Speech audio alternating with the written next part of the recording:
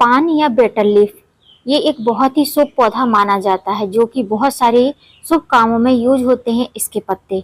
उसके बाद में अगर आपने पान का पौधा अपने घर पर लगाया है और विंटर में आपका पौधा अच्छे से ग्रो नहीं कर रहा है, पत्तियां सूख रही हैं, पत्तियां पीली हो रही हैं, पत्तियों पर डॉट डॉट से बन रहे हैं जो कि छिद्र से रहते हैं, तो आज मैं आपके साथ में बहुत ही अच्छा घरेलू नुस्खा शेयर करूंगी, जिसको आप यूज करेंगे तो आपकी पान की बेल बहुत ही अच्छी हेल्दी सी हो जाएगी, ग्रोथ भी बहुत अच्छे से करेगी, पत्तियां भी काफी अच्छे चमकदार रहेंगी। हेलो फ्रेंड, मैं सबिता ग्रीन गार्डन गुजरात से। पान बेल सभी अपने गार्डन में लगाना चाहते हैं। सबके घरों में पान की बेल अच्छे से ग्रो नहीं करती है। उसके रीजन कई सारे रहते हैं। मिट्टी किस तरीके से बनाई है, कौन सा फर्टिलाइजर दे रहे हैं, कितने सनलाइट में रखा हुआ है, या फिर जो है आपने गमला किस तरीके का यूज किया हुआ है। तो बहुत सारे इसके रीजन होते हैं, लेकिन मैं नॉर्मली आपको बताऊं कि सिंपल सी मिट्टी में और सिंपल से जो गमला जो रहता है उसमें अच्छे से ड्रेनेज होल रहेंगे तो पौधा जो है बहुत अच्छा हेल्दी चलेगा।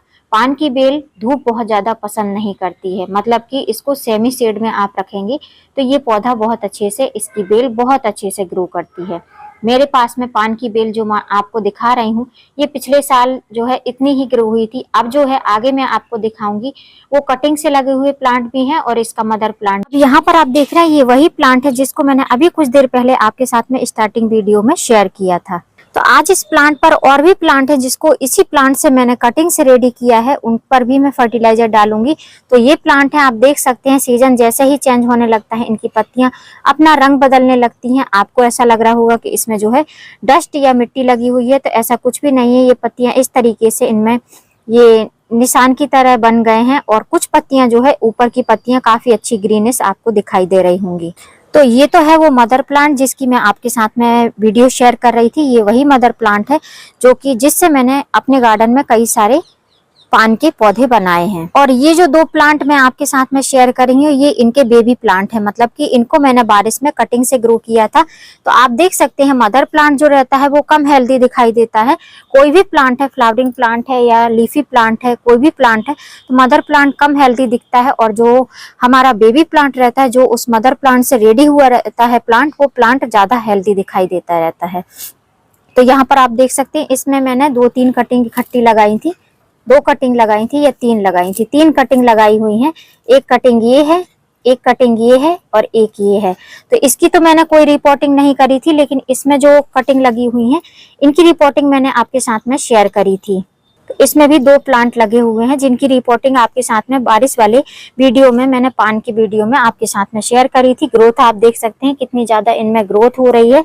ग्रोथ बिल्कुल भी नहीं रुक रही है, लेकिन पत्तियां काफी छोटी छोटी सी हैं। पत्तियां इस तरीके से पीली हो जा रही हैं।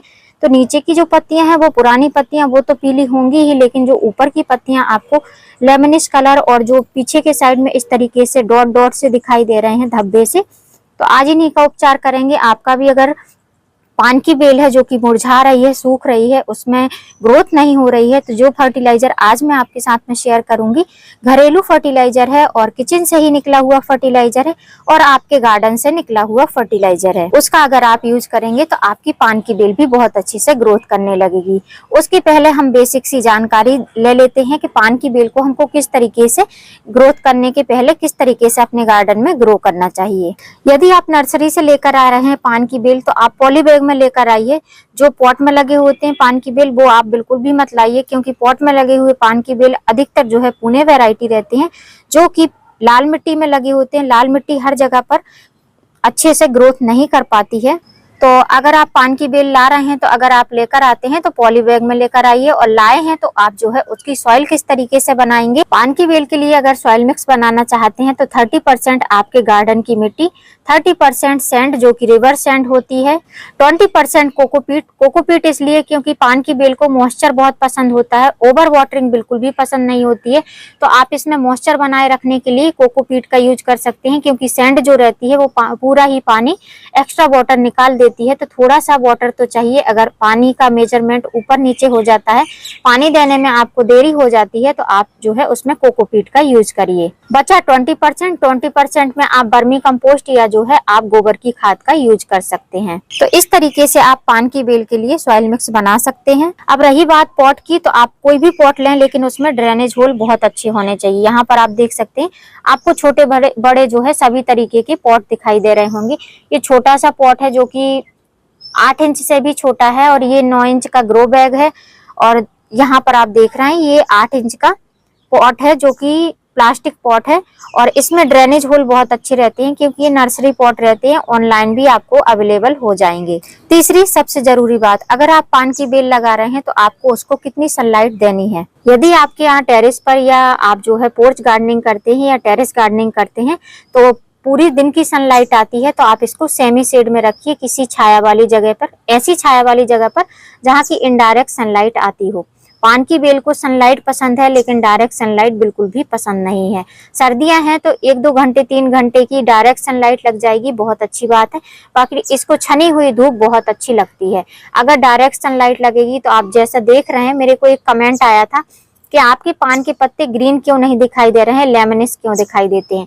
कारण यही है कि मेरे पान के पत्तों में या पान की बेल में डायरेक्ट सनलाइट काफी ज्यादा लगती है, क्योंकि मेरा ओपन टेरेस है, कोई भी शेड वाली ऐसी जगह नहीं है जहाँ की छनकर धूप आती हो। अभी इसको अगर ऊपर से थोड़ी सी छाया मिल जाए तो इनके पत्ते एकदम ग्रीनिश हो जाएंगे, काफी अच्छे दिखाई देंगे। तब भी आपको देखने में दिख रहे होंगे पत्ते थोड़े से पीले पीले से दिख रहे हैं, इसके रीजन भी बताऊंगी। और दूसरा रीजन आप देख सकते हैं कि मेरे पत्तों में चमक काफी अच्छी है, बस थोड़े से पीले से दिखाई दे रहे हैं। चौथी बहुत जरूरी बात, 3 चीजें मैंने बता दी हैं, सॉइल मिक्स बता दी है और आपके साथ में सनलाइट भी शेयर कर दी है, पॉट का साइज भी शेयर कर दिया है। अब जो है चौथी सबसे जरूरी बात, फर्टिलाइजर। क्या ये लीफी प्लांट है या ईटेबल प्लांट है या बेल है तो इसमें कोई फर्टिलाइजर नहीं डाला जाता, तो फर्टिलाइजर तो हर प्लांट की नीड होती है। और मेरे पौधे की जो आप हालत देख रहे हैं वो कुछ इसी कारण से है क्योंकि इसको मैंने फर्टिलाइजर नहीं दिया है। रेनी सीजन में जब मैंने इसकी रिपोर्टिंग करी थी तभी मैंने जो है इसमें थोड़ा सा सॉइल मिक्स में फर्टिलाइजर मिलाया था, बाकी मैंने इनमें तब से कोई भी फर्टिलाइजर नहीं दिया है। तो आज मैं इनमें ऑर्गेनिक फर्टिलाइजर दूंगी। पान की बेल जो कि खाने में यूज होते हैं, पूजा में यूज होते हैं, तो आप इनको यूज करते हैं तो आप इनमें ऑर्गेनिक चीजें यूज करिए। भगवान को अर्पित किए जाते हैं तो ऑर्गेनिक अगर फर्टिलाइजर इनमें डालेंगे, कोई भी लिक्विड फर्टिलाइजर, सॉलिड फर्टिलाइजर, तो बहुत अच्छा रिस्पॉन्स करेंगे पौधे। अब यहाँ पर मेरे हाथ में आप ये ग्लास में लिक्विड फर्टिलाइजर देख रहे हैं, यही फर्टिलाइजर आज हम अपने पान की बेल को देने वाले हैं। बहुत ही आसान सा फर्टिलाइजर है, किचन से निकला हुआ फर्टिलाइजर है, जिसको मैंने आपके साथ में कई बार शेयर भी किया है। लेकिन मैं पान की बेल में यही फर्टिलाइजर देती हूँ डिफरेंट तरीके से, तो वो भी आगे आपके साथ में बताऊंगी। तो सबसे पहले तो ये बता दूं कि ये कौन सा फर्टिलाइजर है। तो ये जो फर्टिलाइजर है ये है टी लीफ या चाय पत्ती का फर्टिलाइजर, जो कि हमारे किचन में बहुत आसानी से हमको अवेलेबल हो जाता है। पान की जो बेल रहती है उसको नाइट्रोजन की मात्रा बहुत अच्छी चाहिए रहती है, क्योंकि ये एक लीफी बेल होती है जिसमें ग्रीनरी ऐड करने के लिए नाइट्रोजन की मात्रा बहुत ज्यादा चाहिए रहती है। जो आपको पत्तियां पीली सी दिखाई दे रही हैं, बेजान सी दिखाई दे रही हैं, वो इसीलिए है क्योंकि हमारे पौधे को अब नाइट्रोजन नहीं मिल पा रहा है। रेनी सीजन में बहुत अच्छे से नाइट्रोजन मिल जाता था, जो कि हमको इस तरीके से पौधे में फर्टिलाइजर नहीं देना पड़ता था, तो जो है पत्तियां काफी अच्छे से ग्रोथ भी करती थी, कटिंग भी काफी अच्छे से लग जाती थी। लेकिन अब जो है इनमें फर्टिलाइजर देने की बारी आ गई है, सीजन चेंज हो रहा है, तो अब इनको भोजन भी देना पड़ेगा। इनको अच्छे तरीके से हम फर्टिलाइजर देंगे तो पौधा हमारा बहुत अच्छे से ग्रोथ करने लगेगा। तो मैंने आधा गिलास पानी में लगभग 1 टेबल स्पून चाय पत्ती डालकर और ओवरनाइट के लिए रख दिया था। और मॉर्निंग में इस तरीके से चाय पत्ती की जो लीफ थी वो नीचे चली गई और लिक्विड ऊपर आपको इस तरीके से कलर में दिखाई देने लगा है। लेकिन अब सीजन चेंज हो रहा है तो चाय पत्ती में तो नाइट्रोजन की बहुत अच्छी मात्रा है, जिसका हम यूज करेंगे तो हमारा पौधा बहुत अच्छे से नाइट्रोजन की मदद से ग्रोथ करने लगेगा। लेकिन जो है रूट को मजबूत बनाने के लिए, सर्दियों में पौधे को अच्छे से सर्वाइव कराने के लिए हम जो यूज करने वाले हैं वो है ये 2 चीज आज हम यूज करेंगे। अगर हम चाय पत्ती में इस लिक्विड को मिला देंगे, इस पेस्ट को मिला देंगे, तो हमारा जो पान की बेल है वो बहुत ही तेजी से ग्रोथ करने लगेगी। तो ये कौन सी चीज है वो भी आपके साथ में बताती हूँ। जैसे कि मैंने स्टार्टिंग में ही बताया था कि कुछ चीजें आपको जो है आपके किचन से मिल जाएंगी और कुछ चीजें आपके गार्डन से मिल जाएंगी। तो ये जो पेस्ट बनाया हुआ है ये इस चीज से बनाया हुआ है जो कि हमारे सभी गार्डनर के गार्डन में जरूरी होता है। ये है एलोवेरा की लीफ। इसी को मैंने ग्राइंडर में पीस लिया था, मिक्सर ग्राइंडर में। तो जो कुछ इस तरीके से बनकर रेडी हुआ है। आप चाहें तो इसका पल्प ऐसा ही निकाल सकते हैं। मैंने लीफ के साथ ही इसको ग्राइंड कर लिया था जो इस तरीके से बनकर रेडी हुआ है। अब जो ये एलोवेरा की लीफ या जो है ये आपको लिक्विड दिखाई दे रहा है पेस्ट की तरह, इसके क्या बेनिफिट है? एलोवेरा जो है हमारे पौधे में रूटिंग हार्मोन का काम करता है जो कि पौधों की जड़ों को मजबूत करता है। एक प्रकार का एंटीबैक्टीरियल भी है जो कि हमारे पौधों में जो मिट्टी रहती है उसको जो है अच्छे से कीड़ों से रहित बनाता है और पौधे हेल्दी चलते हैं। तो जब हमारे पौधे में जब हम नाइट्रोजन देंगे, ये नाइट्रोजन है और नाइट्रोजन में जब हम जो है रूटिंग हार्मोन मिला देंगे तो पौधा और भी तेजी से ग्रोथ करने लगेगा। इस तरीके से इसको हमको मिक्स कर देना है। तो आप देख सकते हैं इस तरीके से ये मिक्स हो चुका है। लगभग 1 गिलास के करीब हमारा फर्टिलाइजर है और लगभग 1 टेबल स्पून के करीब हमने जो है एलोवेरा का जेल लिया था। अब ये जो फर्टिलाइजर बनकर रेडी हुआ है, क्या इसमें हमको और भी एक्स्ट्रा पानी मिलाना है या ऐसे ही हमको दे देना है? तो अभी जो है मेरे पौधे में बहुत ज्यादा कमजोरी हो गई है जो कि पौधा हमारा अच्छे से ग्रोथ नहीं कर पा रहा है। जो पान की बेल है वो बहुत तेजी से ग्रोथ भी नहीं कर रही है और पत्तियां भी बहुत ज्यादा इसकी अच्छी सी दिखाई नहीं दे रही हैं। तो अगर आप चाहते हैं तो इसको पत्तियों पर भी स्प्रे कर सकते हैं छान कर, और जो है इसमें 1 लीटर पानी मिला लें। 1 गिलास फर्टिलाइजर में लगभग 1 गिलास है तो इतना फर्टिलाइजर लें और इसमें 1 लीटर पानी मिलाकर आप जो है इसको पत्तियों पर स्प्रे कर सकते हैं। लेकिन मैं क्या करूंगी कि मैं डायरेक्ट जो है इसको ऐसे ही दूंगी। आप चाहो तो छान के भी दे सकते हो, लेकिन मेरे यहाँ पर जो है इतनी ज्यादा धूप रहती है कि अगर थोड़े से लीफ रहेंगे भी चाय पत्ती के तो कोई भी असर इनमें होगा नहीं, पौधे जो है मरेंगे नहीं, कोई भी फंगस वगैरह लगेगा नहीं। बस इतना मैं फर्टिलाइजर तीनों पौधे में थोड़ा थोड़ा दूंगी। लगभग 1 गिलास फर्टिलाइजर में मैं अपने तीनों ही पौधे कवर करूंगी। इस तरीके से हमको इसमें फर्टिलाइजर देना है। और जो इसकी नीचे की जो चाय पत्ती बची है इसको भी हम इस तरीके से डाल देंगे। अब इसमें हमको एक्स्ट्रा कोई भी पानी नहीं डालना है। अगर आपने नोटिस किया हो तो मेरे गमले की मिट्टी में पहले से ही मॉइस्चर ऐड था। तो अगर आपके गमले की मिट्टी में मॉइस्चर नहीं है तो आप इसमें पानी मिलाकर भी दे सकते हैं। मैंने जो है डायरेक्ट इसी तरीके से जो हमारा मेन फर्टिलाइजर था दे दिया है। तो यदि आपने पान की बेल अभी तक नहीं लगाई है तो अपने गार्डन में पान की बेल ऐड कर लीजिए। कहीं से कटिंग मिल जाती है तो कटिंग से लगा लीजिए।